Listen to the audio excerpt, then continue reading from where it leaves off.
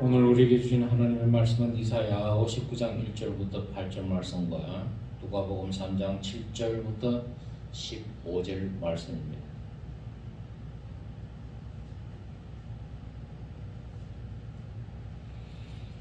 여호와의 손이 짧아 구원하지 못하심도 아니요 귀가 둔하여 듣지 못하심도 아니라 오직 너희 죄악이 너희와 너희 하나님 사이를 갈라놓았고 너희 죄가 그의 얼굴을 가리어서 너희에게서 듣지 않으시게 함이니라.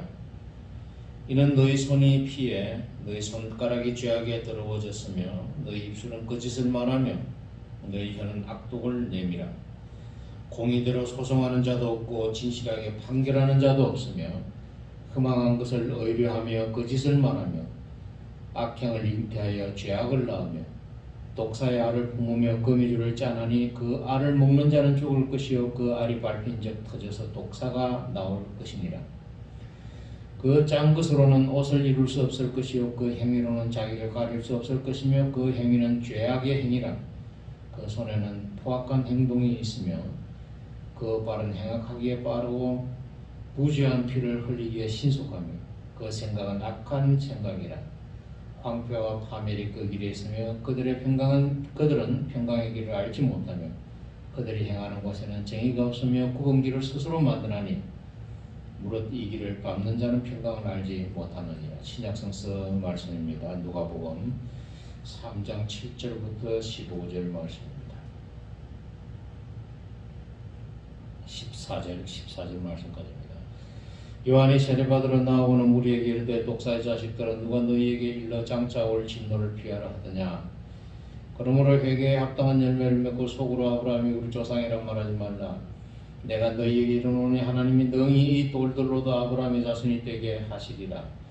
이미 도끼가 나무 뿌리에 놓였으니 좋은 열매를 맺지 아니하는 나무마다 지켜서 불에 던지우리라. 우리가 물어 이르되 그러면 우리가 무엇을 하리까? 대답하여 이르되 옷 두 벌 있는 자는 옷 없는 자에게 나눠줄 것이요 먹을 것이 있는 자도 그렇게 할 것이니라 하고 세리들도 세례를 받고자 하여 와서 이르되 선생이여 우리는 무엇을 하리까 하며 이르되 부과된 외에는 거두지 말라 하고 군인들도 물어 이르되 우리는 무엇을 하리까 하며 이르되 사람에게서 강탈하지 말며 거짓으로 고발하지 말고 받는 금전을 족한 줄로 알라 하니라.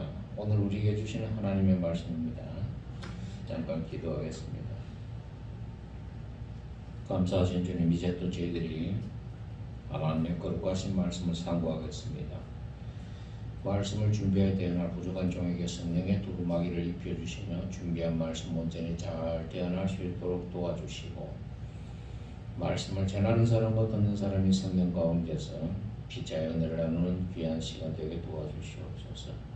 예수님의 이름으로 기도드립니다. 아멘. 세상에 마스크 쓰고 설교해보긴 처음입니다. 서울의 목사님들은 마스크를 쓰고 설교를 하신다는 이야기는 들은 적이 있습니다만 이 마스크 온 사람들이 마스크를 다 쓰고 이렇게 댕기는데 저는 가끔 좀비 영화 있지 않습니까? 그 좀비 비슷하다는 생각이 듭니다. 어쨌든 이 병이 빨리 지나갈 수 있기를 바랍니다. 대강절 세 번째 주일입니다. 이번 주는 회개에 대해서 잠깐 말씀드리겠습니다. 대강절이 원래 네 번인데 대강절 첫 번째 주일을 예배를 못 드렸습니다. 그 설교를 네 개를 이렇게 하나님의 초청, 그 다음에 두 번째 회개, 그 다음에 회개한 다음에 희망, 그 다음에 기다림, 이렇게 네 개로 이렇게 설교를 시리즈로 쫙 계산을 해놨고 본문을 다 찾아놨는데 첫 번째 기 구멍이 나버렸습니다. 그래서 회개 첫 번째 지난주에 했고 이제 지난주에 원래 했어야 되는 게 이제 오늘 이번 주에 하는 겁니다. 예, 근데 오늘은 회개에 대해서 말씀드리고 다음 주는 희망과 기다림을 함께 말씀을 드리도록 하겠습니다. 회개라는 말은 잘못을 뉘우치고 바로잡는 게 회개입니다. 이 회개라는 것은 나이에 상관없이 뭐 할 수가 있는 거죠. 어린 애도 회개할 수가 있고 어른도 회개할 수가 있습니다. 어린 애가 뭐 사탕 하나 훔쳐먹고 회개하는 눈물 흘리며 하나님 잘못했어요 용서해 주세요 하는 것도 회개입니다. 제가 한번 설교 시간에 말씀을 드린 것을 기억이 납니다만 저는 고신체에 자랐기 때문에 주일날 돈을 안 쓰는 것을 저는 원칙으로 삼는 사람입니다. 근데 고등학교 때 이 학생회 회장 시절에 그죠 시장에 가서 하도 배고 하루 종일 아무것도 안 먹어서 짜장면 한 그릇을 그때 사 먹고 밤에 그냥 교회 가가지고 그냥 땅을 치고 방석 한 장에 젖어놔두고 울며 회개했다는 기억 설교를 한 말씀을 드린 적이 있을 겁니다. 이건 뭐 작은 회개고요. 큰 회개 같은 경우는 찰스 콜슨 같은 사람은 닉슨 워터게이트 사건 때 이제 감옥에 간 사람이거든요.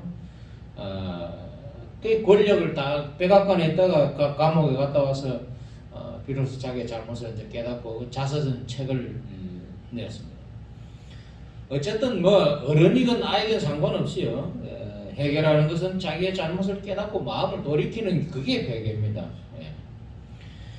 이 회개라는 것은요, 한 개인이 할 수도 있지만은 국가나 민족 전체가 할 수도 있습니다. 구약 성서에 보면 그 히스기야 종교개혁 당시에 민족 전체가 회개하는 장면이 이렇게 나옵니다.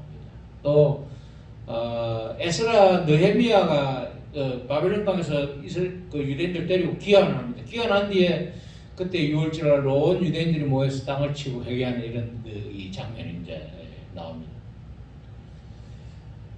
2차 대전 당시에요. 독일은 나치에 의해서 굉장히 큰 피해를 입었죠. 그리고 이 나치의 피해를 전 세계 사람들에게 공개적으로 용서를 구했습니다. 그래서 2차 대전이 끝난 뒤에 우리가 왜 이렇게 나치를 용납했는가 하는 데 대한 반성이 생기게 됐습니다. 그래서 히틀러 같은 사람이 다시는 이 땅에서 태어나지 말아야 되겠다 생각하고 히틀러에 대해서 우호적인 발언을 하는 사람, 그 다음에 나치의 문양이 있지 않습니까? 이 크로치 하켄 크로치라고 그러는데 끝까지 만자 십자가, 불교에서 만자라 그러거든요. 만자 이렇게 십자가 이런 그 행위라든지 그걸 뭐 달고 다니든지, 그 다음에 또 홀로코스트 이렇게 유대인들 수용소 600만 명을 죽였지 않습니까? 그게 거짓말이다라고 이렇게 발언하는 사람이야. 뭐 그런 사람들은 잡아갑니다. 그리고 인사를 할 때도 하이틀러 그랬지 않습니까? 2차 대전인데 이 하이틀러 이거 역시 잡아갑니다. 법적으로 못하게 돼 있어요. 하게 되면 경찰한테 끌려가는 겁니다. 그 다음에 홀로코스트에 관련된 문서들, 이거는 고치거나 수정할 수 없게 딱 그 인터넷으로도 독일에서는 손을 못 댑니다. 그리고 그 밑에 경고문이 붙어 있습니다. 키보드를 잘못 누르면 감방에 갈 수도 있습니다. 예. 이게 공직자들을 임명할 때도요, 조금이라도 이 나치즘이나 좀 어떤 이런 그 나치와 관련된 이런 발언을 하게 되면요, 공직 임명이 안 됩니다. 그에 비해서 참 일본이나 우리나라는 참 대단한 나라입니다. 예, 뭐 해방된 지 몇 년 됐다고 친일 발언을 해도 그냥 아무 소리 안 하고, 물론 그렇다고 뭐 친일 발언 근데 그 사람 속 진심이 문제겠죠, 그죠? 어쨌든 독일의 이런 식의 어떤 나치 청산, 이게 바로 회개입니다. 국가적인 회개입니다. 회개하고 후회는 다릅니다, 여러분. 회개라는 말은 마음의 변화에서 시작해서 말과 생각과 행동이 변화되는 것을 이야기합니다. 삶 자체가 완전 목표가 바뀌어 뒤집히는 걸 회개라고 그러죠. 후회라는 것은 그저 감정적인 뉘우침, 또 말로 하는, 머리로 하는 이런 걸 후회라고 할 수가 있겠죠. 제가 볼 때는요, 이 죄를 짓고 감옥에 가가지고 반성문을 쓰는 사람들이 많아요. 반성문을 몇십 장 썼다 그러면서 재판할 때 후회하고 있고 반성하고 있으니까 감기에, 저는 이거 말짱 거짓말이라 생각합니다. 이런 거는 오히려 피해자를 더 욕보이는 행위입니다. 그래서 이건 용서해주면 안 됩니다. 제가 볼 때는 그래요. 법 감정은 어떤지 모르겠습니다만은, 만약에 제가 판사라면 저는 반성문 많이 낸 놈은 더 그냥 형을 엄하게 때리겠어. 아직 덜 반성했다고. 진짜 반성은 그렇게 하는 게 아니거든요. 예. 오늘 이 본문을 보면 바벨론 땅에 끌려가 있는 하나님의 백성들에게 하나님이 지금 하신 말씀인데 해결을 요구했습니다. 예. 하나님이 지난주에 우리는 내게로 오라 초청의 말씀을 들었습니다만 내게로 오라 하는 말 그 안에도 물론 회개의 의미가 있습니다. 그러나 오늘 이 이사야 59장은요 아주 직접적인 회개 요구가 지금 들어있습니다. 죄를 깨닫기를 요구했던 거죠. 1절부터 2절 말씀 보시기 바랍니다. 여호와의 손이 짧아 구원 못하는 것도 아니고 귀가 둔해서 듣지 못하는 것도 아니다. 왜 그러면 하나님 너희들이 바벨론 땅에 끌려와가지고 이렇게 고통을 당하느냐? 2절 말씀은 오직 너희 죄악이 너희와 너희 하나님 사이를 갈라놓았고 너희 죄가 그의 얼굴을 가리어서 너희에게서 뜯지 않으시게 함이라 그랬습니다. 이게 참 아주 직접적으로 하나님께서는 이스라엘 백성들의 죄를 지적하신 겁니다. 이 바벨론에 끌려간 유대인들요, 물론 처음에 끌려가 고생 오지게 했죠. 포로로 끌려가 노예로 끌려갔으니까 할 말이 없죠. 예. 근데 바벨론에 한 70년을 살면서 원래 그렇지 않습니까? 이북에서 피난 내려올 때는 참 죽을 맛이었지만 시간이 벌써 지금 6.25 끝나고 지금 우리가 한 70년 지났거든요. 그죠? 6.25 70년 6.25 끝난 지가 50년에 6.25가 일어났고 지금 70년이 지나고 종전이 53년이 됐으니까 지금 6.25 끝난 지는 한 68년 정도 됐습니다. 피난 내려왔던 사람들도 많이 있습니다. 피난 와서 한 60, 70년 되니까 이제 남한 사람이 다 됐고 고향에 대한 생각은 좀 희미해졌고 그죠? 그렇지 않습니까? 근데 뭔가 뜨거운 고향에 대한 어떤 그리움 같은 건 항상 남아있다고 이게. 남한에서 그렇게 살고 있어도 남한에서 어떤 사람은 크게 성공한 사람도 있고 돈 번 사람도 있고 이런저런 인생 역경을 거쳤지만 어쨌든 두고 온 고향에 대한 어떤 아련한 그리움, 2% 모자라는 이런 삶의 어떤 뭐라 그럴까 공허감 같은 게 항상 도사리고 있는 거죠. 바벨론 땅에 끌려간 유대인들도 마찬가지였습니다. 돈도 좀 버는 사람도 있고 다니엘 같은 사람들은 이 다리오 총리 때 그죠? 이렇게 높은 자리에 올라가기도 했지 않습니까? 에스겔도 역시 마찬가지고요. 돈 좀 버는 사람도 있고 높은 자리에 올라간 사람도 있는데 이 바벨론 땅에 끌려간 유대인들의 마음은 항상 뭡니까? 조금 부족한 자기 고향에 대한 어떤 이런 마음이 그리워하는 마음이 있었던 거죠. 무엇보다도 이 사람들이 헷갈렸던 것은요, 내가 여태까지 믿었던 하나님 진짜 맞는가 하는 이런 생각이 이 사람들한테 있었습니다. 왜 그런가? 고대 사회에서는요, 요즘은 전쟁이라는 게 딱 미국 국방성 펜타곤에 앉아가지고 드론 떼어가지고 딱 인공위성으로 감시해가지고 드론 가지고 딱 사진 찍어가지고 폭격을 때리거든요. 이게 지금 이번에 이란의 핵과학자 핵물리학자 죽일 때도요. 그게 인공위성 가지고 했다 그러지 않습니까? 기관총을 딱 세워놓고요. 딱 사거리 안에 딱 들어와가지고 그냥 그대로 그냥 쏴주겠다 그러지 않습니까? 누가 했는지도 모르지만 보니까 하여튼 대충 이스라엘 모사드가 했다 이 정도까지는 지금 짐작을 하는 모양입니다. 어쨌든요, 요즘은 이렇게 전쟁이라는 게 사람이 안 보여도 그냥 할 수가 있는데 옛날에는 그렇지 않았습니다. 전쟁이라는 것은 사람과 사람이 이렇게 맞대보고 싸우는 게인데 전쟁을 하는 게 사람이 아니라 사람 뒤에서 신이라고 생각을 했습니다. 그래서 바벨론 사람과 유다 백성들이 싸우면 바벨론 사람들이 섬겼던 말뚝신과 이스라엘 사람들이 섬겼던 야훼 하나님의 싸움이라고 생각을 했던 거죠. 결국 졌지 않습니까? 저거 지고 바벨론 땅에 끌려갔으니까 야훼 하나님이 진 거죠. 능력이 모자라서 진 겁니다. 그리고 이방 땅에 바벨론 땅에 끌려가서 이렇게 보니까요, 자기들이 섬기는 신하고는 비교할 수 없을 정도로 문명도 발달해갖고 우리나라 사람들 60년대, 70년대 미국 가가지고 문화 충격 받는 거하고 똑같아요, 여러분. 미국 갔다 오는 사람들요, 일본 갔다 오는 사람들 전부 한 개씩 사정 들어왔습니까? 코끼리, 전자밥통, 또 가면 또 카메라, 요즘은 별로 신경 안 쓰지 않습니까, 그죠? 우리 국민들. 바벨론 땅에 끌려갔는데 너무 문명이 발달되고 너무 풍요롭고요. 소위 말 사람들이 주눅이 든 겁니다. 거기서 과연 우리가 여태까지 믿어왔던 하나님을 어떻게 믿어야 될 것인가 하는 문제가 이제 생겨나게 된 것입니다. 종교적인 문제죠.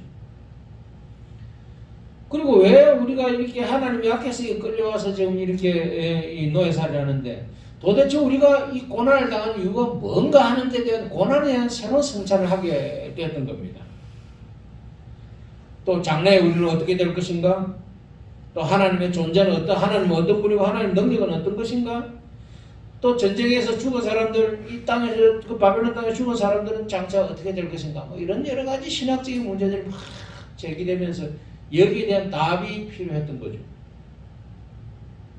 특별히 고난에 대한 성찰은 새로운. 그래서 오늘 1절 2절에 보니까 우리가 왜 고난당하는가 하는 문제입니다. 고난, 바벨론 땅에 끌려와서 지금 고난을 당하고 있는데 왜 고난당하는가 보니까 우리 죄 때문이라는 걸 깨닫게 된 겁니다.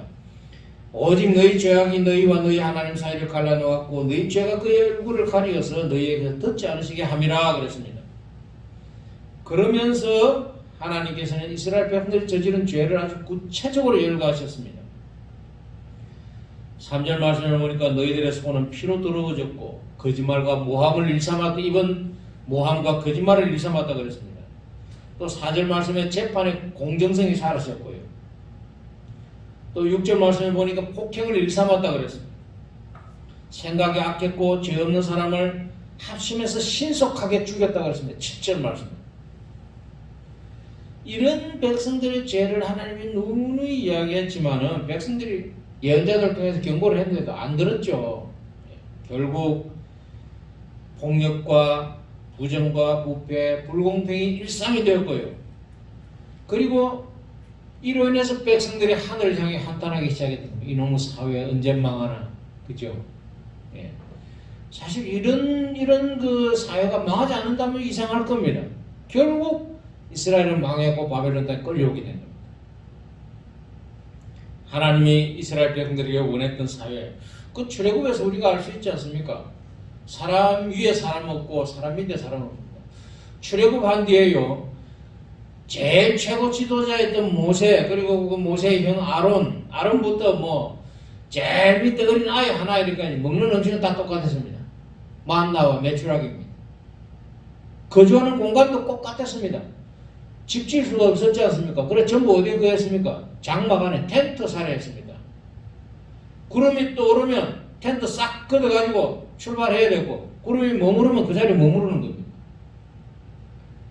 모세가 지도자였지만 왕은 아니었습니다.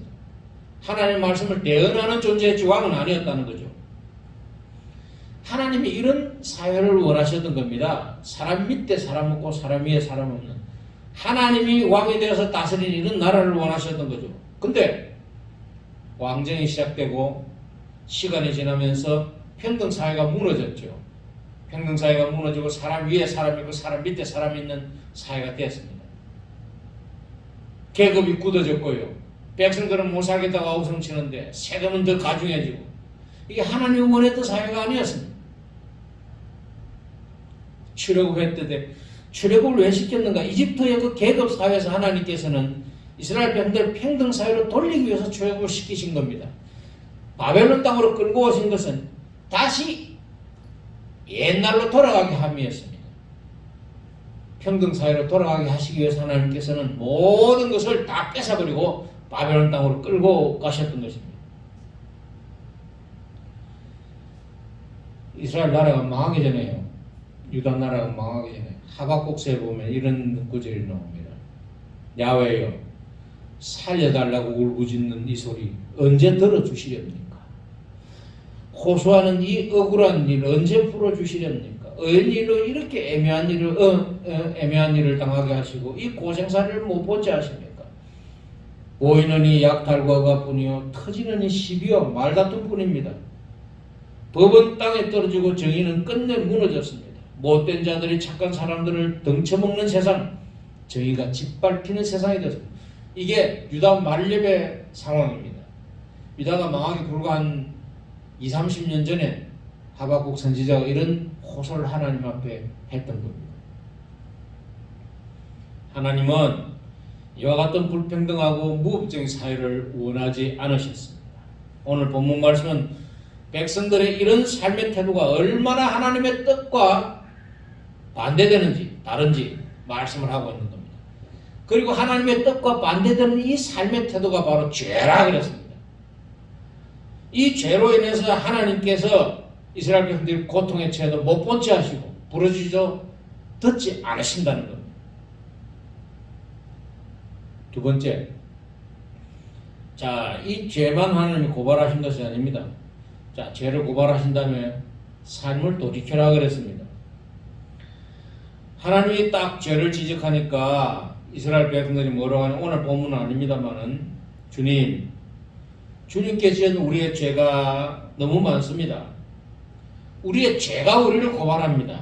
지금 이사야 59장 12절부터 15절까지입니다. 예. 우리의 죄가 우리를 고발합니다. 우리가 지은 죄를 우리가 발뺌할 수 없으며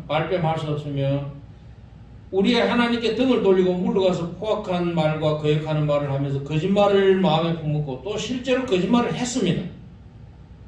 이스라엘 백성들이 드디어 이제 고백하는 겁니다. 그죠? 그래서 공평이 뒤로 물러나고 공의가 멀어졌으며 성실이 땅바닥에 떨어졌고 정직이 발붙이지 못합니다. 성실이 사라지니 악에서 떠난 자가 오히려 약탈을 당합니다.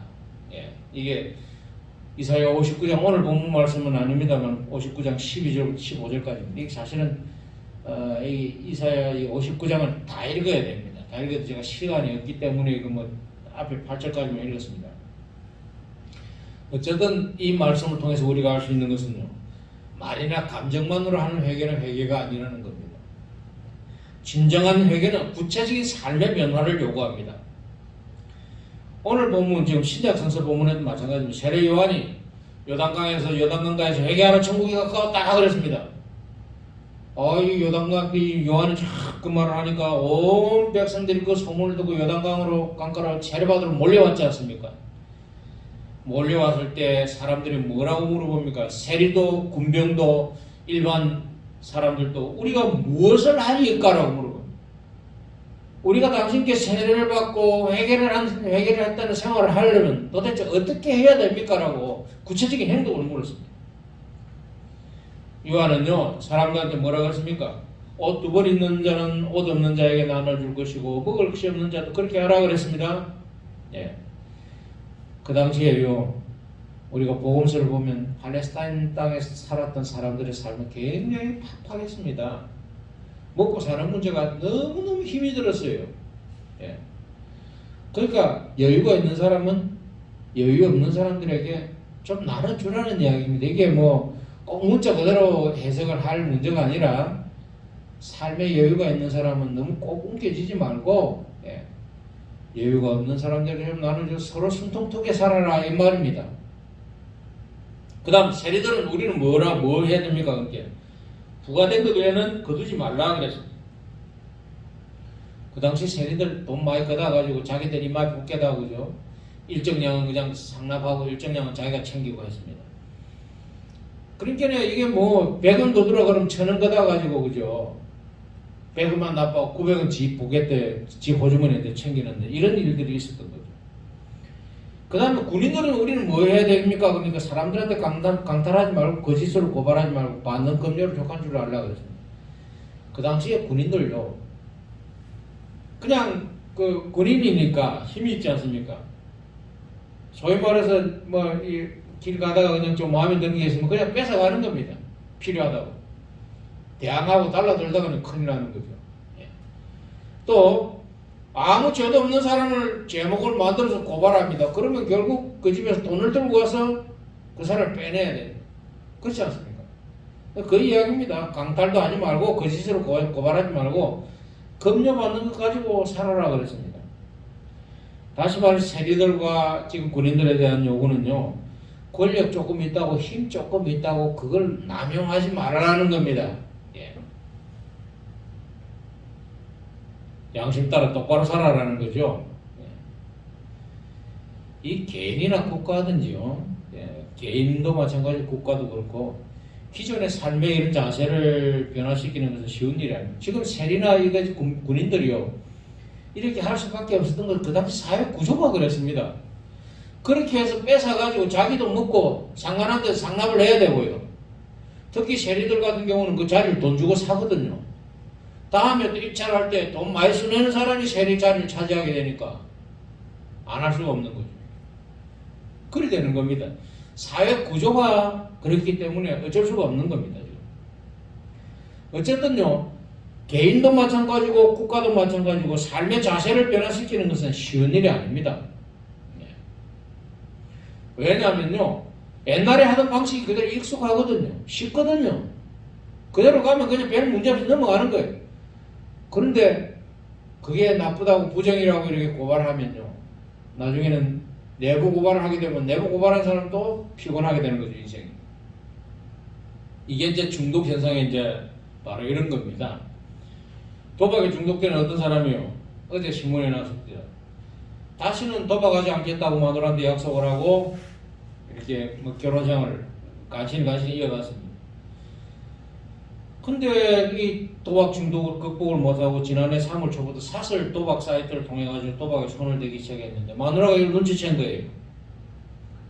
그러니까 이 사람이 뭐라고 했는데, 내가 주변 사람들은 돈을 좀 빌렸다, 그 돈만 좀 갚아주라. 그러니까 마누라가 200만 원 상당 이제 갚아주면서 다시는 도박 안 하겠다, 내가 도박하면 손가락을 잘라 끼겠다, 뭐 이렇게 또 이제 맹세를 했습니다.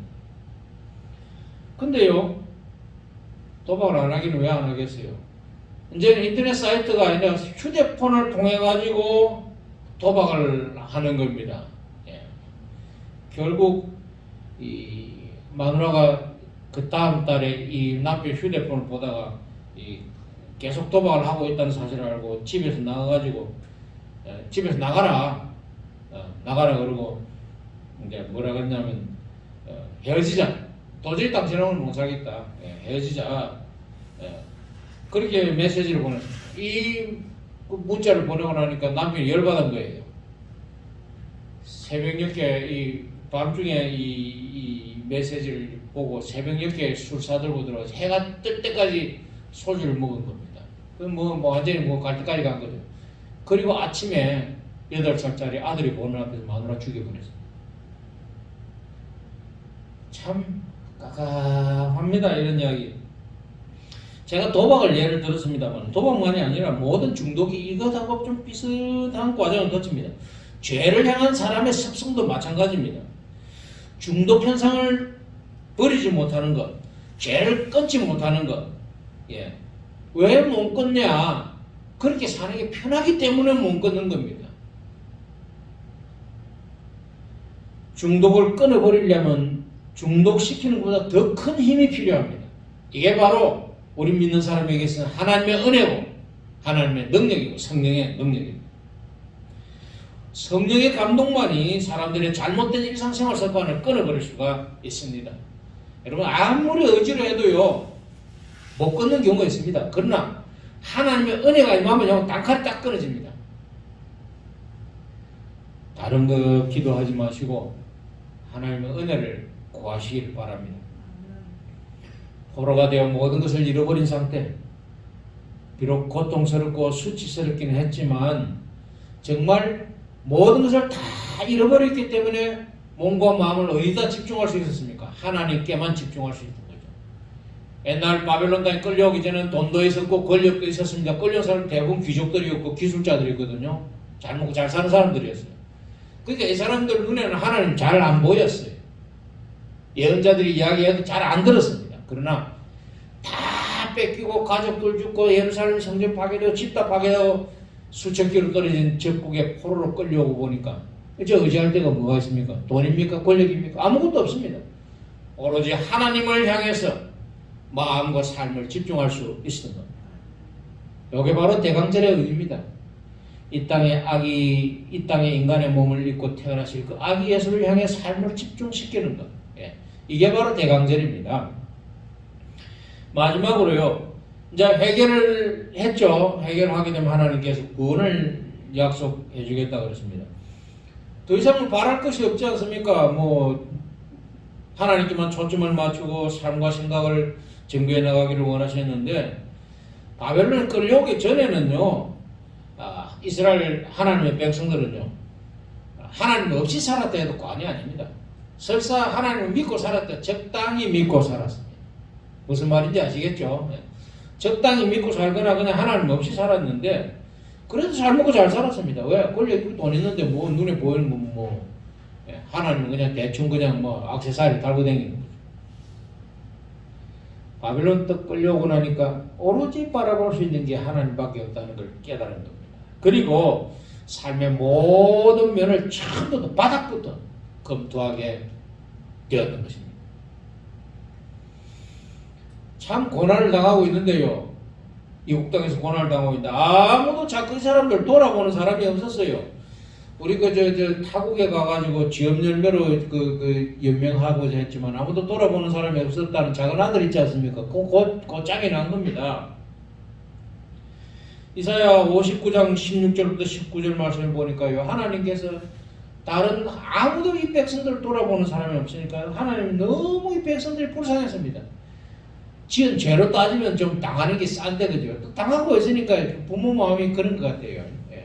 당하고 있으니까 너무 불쌍한 거예요. 그래서 하나님께서 이 백성들을 구원해 주시기로 결심을 하신 것입니다. 그리고 하나님께서는 이 백성 하나님이 시온의 속량자로 그리고 야곱 자손 가운데 죄를 회개한 사람들 가운데 올 것이다 라고 이렇게 약속을 해 주셨습니다. 59장 21절 말씀에 이런 말씀이 나옵니다. 그것뿐인가요?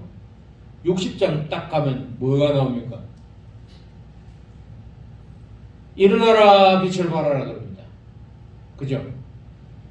회개한 그 이스라엘 백성들에게 하나님의 백성들에게 이제는 사명을 주시는 겁니다. 일어나라 빛을 발하라. 이는 내 빛이 이르렀고 여호와의 영광이 내 위에 임하였으면 보라 어둠이 땅을 덮을 것이며 캄캄함이 만민을 가리우려니와 오직 여호와께서 내 위에 임하실 것이며 그의 영광이 내 위에 나타나리니 나라들은 내 빛으로 왕들은 비치는 내 광명으로 나오리라. 엄청난 사명을 주신 겁니다. 포로 생활하는 중에요. 고통스러웠지만 하나님의 백성들은 성전이 파괴됐지 않습니까?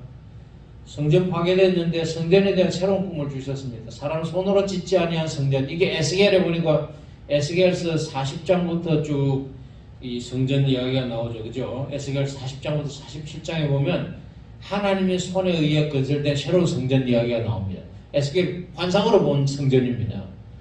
이 성전이 그러니까 손으로 짓지 아니한 좀 더 영적이고 좀 더 차원 높은 성전이 이제 성전에 대한 개념이 바뀌었고요. 그 다음에 바벨 땅에 생활하면서 성전에서 예배를 드릴 수가 없으니까 대신해서 뭘 연구하기 시작한 겁니까? 말씀을 연구하기 시작한 겁니다. 성전이 건물이 아니라 하나님에 의해 주어지는 이상화된 성전, 그리고 하나님의 말씀에 대한 이 연구, 이게 바로 그 당시 이제 그때부터 시작된 유대교의 이제 틀이 된 겁니다. 그리고 또 몇백 년 동안 예수님 오시기까지 이 체제가 이어지면서 알렉산더 대왕에 의해서 또 예루살렘 성전이 또 부서지고 이러거든요. 그 뒤에 후손들에 의해서. 그럼에도 불구하고 하나님의 백성들이 믿음을 지켜나가는 이 원동력이 이때 바벨론 포로 생활을 통해서 비로소 형성이 된 겁니다. 참 우리가 구약의 역사를 이렇게 쭉 살펴보면요, 참 오묘하다고 할 수밖에 없을 정도입니다. 어쨌든 이 바벨론 포로 생활을 통해서 하나님의 백성들은 자기의 종교와 삶을 재정비하게 됐습니다. 어찌 보면요, 이 포로 생활이야말로 도약을 위해서 숨을 고르는 시간이었습니다. 또 하나님 백성으로서의 우선순위를 확정하는 시간이었습니다. 내가 살면서 뭘 가장 우선순위에 두어야 될지 결정하는 시간이었던 거죠. 회개의 요구와 구원의 약속, 이건 저는 천수백 년 전의 이야기가 아니라 바로 오늘 우리들에게도 해당된다고 생각합니다. 지금 우리 사회를 보면요, 참 무법천지입니다. 돈이 있고 힘 있는 사람들의 행보가 이런 말할 수가 없습니다, 여러분. 저는요, 좀 갑의 횡포라 그러죠, 그죠? 갑으로 횡포 부리는 그런 게 뭐 자기 자리에서 뭐 자기 그 지위에서 누리는 건 저는 상관없다 생각합니다. 그러나 그게 약한 상대방에게 그걸 가지고 억누르고 상대방의 눈에서 눈물을 흘리게 하는 건 아주 엄격하게 처벌해야 된다고 생각합니다. 네. 제가 너무 예민하게 반응하는지 모르겠습니다만 저는 가끔 우리나라가 법치국가 맞나라는 생각을 합니다. 그 아파트 경비하는 분이 무슨 죄가 있다고 경비한테 큰 소리 치면 오죽 못 났으면 경비하시는 분한테 큰 소리 치겠어요. 옛날 우리 집 아버지가 맨날 아버지 어머니가 그래요. 바보 같은 놈 집에서 큰 소리 친대요. 예. 집에서 진짜 이 된 사람 밖에 나가서 딱 무게 잡고요. 집에 오면 한마디도 안 한답니다, 그냥. 참 저는 그 아버지 어머니 그 생각에 요즘 그런 생각을 가끔씩 하는데요. 우리나라의 상황을 보면서 그런 생각을 합니다. 이게 참 어떤 때는 우리나라 법치국가 맞나? 예. 정말 경비한테 큰 소리 치고 그거로 인해 경비가 억울해 장실 그놈 저는 그 갑질한 그놈 좀 안 되면 사형시켜야 된다. 무기징역이나 아닌 걸 사형시켜야 됩니다. 대한항공 그 조현이도 마찬가지입니다. 이게 참 어떤 때는요 자기가 옳다고 큰 소리를 내는데 그게 억지고요. 정치인이나 금융계 종사하는 사람들 말을 들어보면 그럴듯한데 막상 뚜껑을 열어보면 뭡니까? 이 사기입니다 이게. 이 라임 사태니 이 금융 사태가 지금 엄청 심각합니다 여러분 지금. 밑에서 그냥 시시시시 하고 있는 거지만은 아마 언젠가도 이게 한 덜쳐지리라 생각을 합니다. 하루가 멀다고 살인과 강도, 강간, 폭력, 중범죄 사건이 신문을 장식하고 있고요. 사람들이 무엇보다 정직하지 않습니다. 교회도 예외는 아닙니다. 교회에서 그냥 큰 소리만 치면 그냥 뭐 억지가 통하는 거죠. 뭐 이번에 뭐 서울에 무슨 교회 보니까 그 소방차도 사고 뭐 중장비 포크레인도 뭐 구입을 해놨더라고요. 철거 반원들이 들이닥치면 싸웠기라고. 서울의 사람 제일교회 정광훈 목사 교회예요. 넌 남의 이야기가 아니고. 권력 남용, 심각한 빈익빈 부익부 현상, 눈에 보이지 않는 사회적인 차별 등을 감안할 때 정말 우리가 살고 있는 이 땅은요. 하나님 아들 예수 그리스도가 인간의 몸을 입고 이 땅에 오기 전하고 너무너무 비슷합니다. 아비규환의 전쟁터와 같은 게 바로 우리 사회입니다. 대강절 기간입니다. 정말 예수 믿는 우리가 말과 삶의 일치가 되는 본을 보여야 합니다. 우리의 삶을 처음부터 점검하고 잘못된 것을 고쳐 회개해야 됩니다. 그리고 우리의 삶의 방향을 하나님께로 돌이켜야 합니다. 말씀을 맺겠습니다. 대강절 세 번째 주일입니다.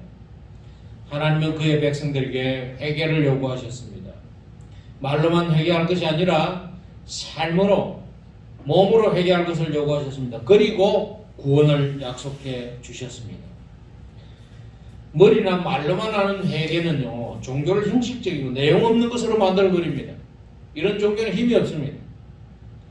우리의 삶과 생각 목표를 하나님의 말씀 안에서 재정비하고 새로운 시각을 새로운 결심을 하는 대강절 기간이 될 수 있기를 바랍니다. 하나님의 사랑과 은혜가 우리 모든 교우들에게 함께하기를 간절히 바랍니다. 말씀 생각 침묵할 시간을 가지겠습니다.